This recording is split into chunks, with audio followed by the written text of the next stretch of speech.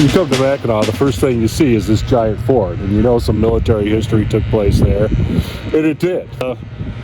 Wasn't a battle, but the real battle was in the middle of the island, and it's about a mile and a half to 2 miles from downtown. And even in the summertime, a lot of people don't get out there. There's so much fun stuff to do in town, but the best time to actually see the battle, even though it took place on August 4th in the middle of the summer, is actually in the middle of the winter, because you can see the battlefield a lot better. So we're going to go venture out there today in the middle of the winter in January.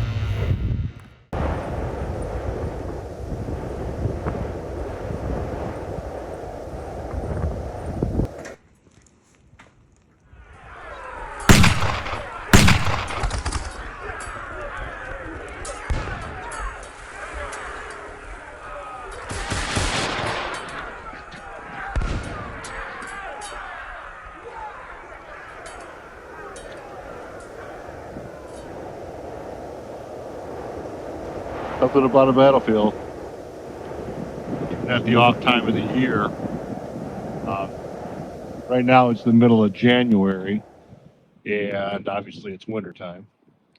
And as you can see, this battle was fought on August 4th. Commanded by Lieutenant Colonel George Croghan of the Army and Commodore Arthur Sinclair of the Navy, 750 American soldiers and sailors left Detroit in early July, bound for Mackinac aboard 7 warships. After a 3-week voyage, the American fleet arrived off Mackinac Island. Sinclair's warships first attempted to bombard the fort, but were unsuccessful due to the fort's height above the water.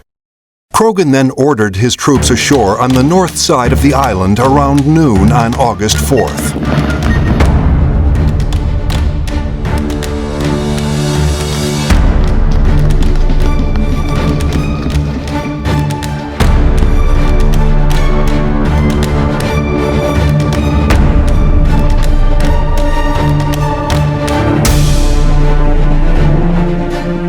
Commander Lieutenant Colonel Robert McDowell marched his troops and their Native American allies into defensive positions on a low ridge in the center of the island, where they waited for the Americans.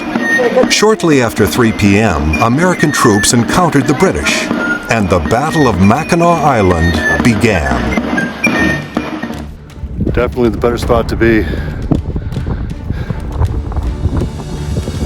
See a fewer numbers, but yeah, the high ground.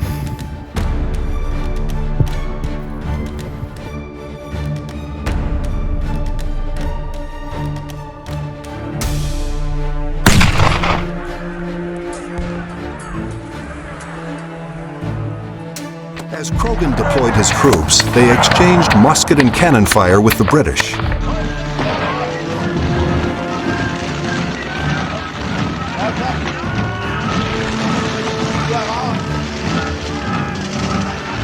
The American line straddled the road here. This is a road.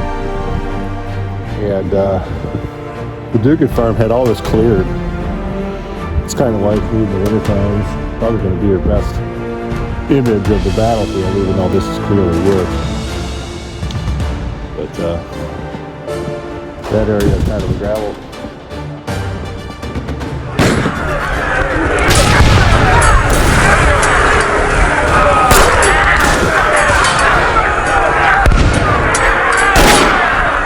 Although this firing was inaccurate and did little damage, many of McDowell's native allies slowly retreated.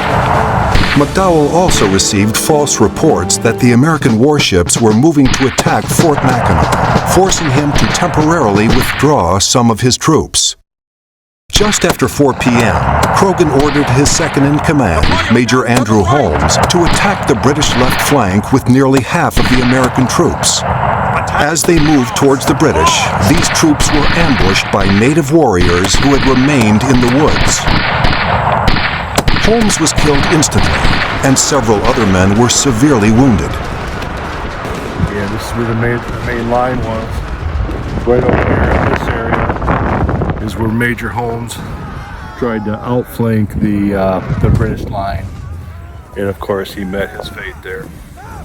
In the confusion of the ambush, the remaining Americans charged across the battlefield as British troops advanced and fired on them. As casualties grew, Croghan ordered a retreat to the American warships, ending the battle. McDowell and his men had successfully defended Mackinac Island. Holmes and 19 other Americans were killed in the battle, while over 50 were wounded. Despite these casualties, Croghan and Sinclair were determined to recapture Mackinac. After destroying the Nancy, the only British supply ship on Lake Huron, Sinclair left 2 of his warships, the Tigress and Scorpion, to blockade Mackinac Island. Near starvation, the British mounted a daring night raid and captured both vessels, bringing much-needed food and supplies to Fort Mackinac.